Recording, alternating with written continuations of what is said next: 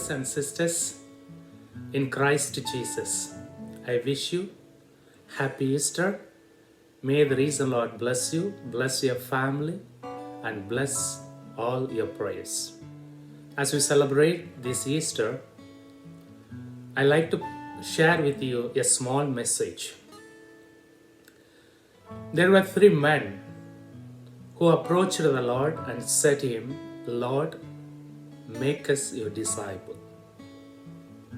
The Lord said, if you want to be my disciple, I need to have a direct interview with you. They were ready for the interview, and the Lord invited the first man for the interview. He asked him, if you become my disciple, what you will do for me? The man told Jesus, I would build a beautiful church for you. I'll bring the best builders from the world, and the people would amaze at it, and that will be my greatest gift following you. And the Lord invited the second man and asked him, if you become my disciple, what you will do for me?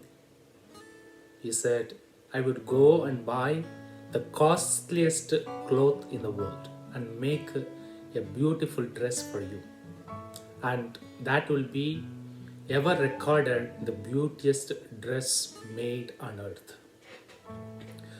And the Lord invited the third man and asked him, if you become my disciple, what you would do? The man said, I would go to the end of the world and proclaim your message. My brothers and sisters, the celebration of the resurrection of the Lord invites us to go to the end of the world to proclaim the message of hope that there is a new life for all of us. At this moment of challenging time, the Lord promises that we'll be renewed and reformed and we would enjoy the new life.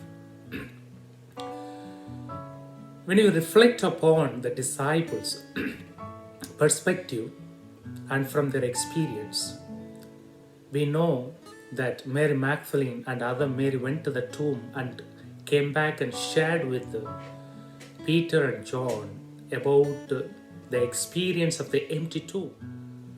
And they rushed to the tomb, Peter and John, and looked. So the tomb was empty. And the disciples started to believe. St. Augustine says, faith is to believe what you are not seeing and witness what you have believed. So my brothers and sisters, we all received the message of Jesus' resurrection through the teaching of the church. We never have seen directly, but yet we believe, and we are called to make it true by living a resurrected life, a new life in Christ. And it's there we make more meaning of the celebration of the Easter. Secondly, we need to also reflect. He appeared to the disciples and shared with them peace with them. So my brothers and sisters, at this moment we need to think deeply how the disciples hurted him when he was suffering, when he was carrying the cross. It was Simon of Cyrene, it was the woman of Jerusalem, it was Veronica who helped him. None of the disciples appeared.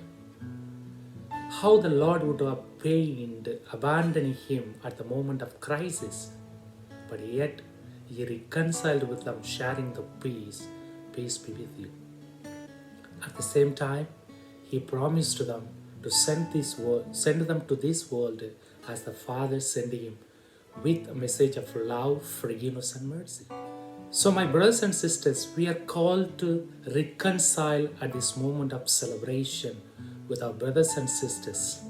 They might have hurt us, but yet with a message of love, hope, forgiveness, and mercy, we are called to reconcile. And that could make us make this celebration wonderful and meaningful personally in our life. So, my brothers and sisters, I understand we all go through a moment of sadness as we are affected by the coronavirus. But let us believe the resurrected the Lord will redeem us from this suffering, and He will bring an end to this suffering. And I wish you once again happy Easter. I miss you all. I hope to see you soon face to face in the Eucharist. At the same time, I promise you I keep praying for you and your family. May God bless you.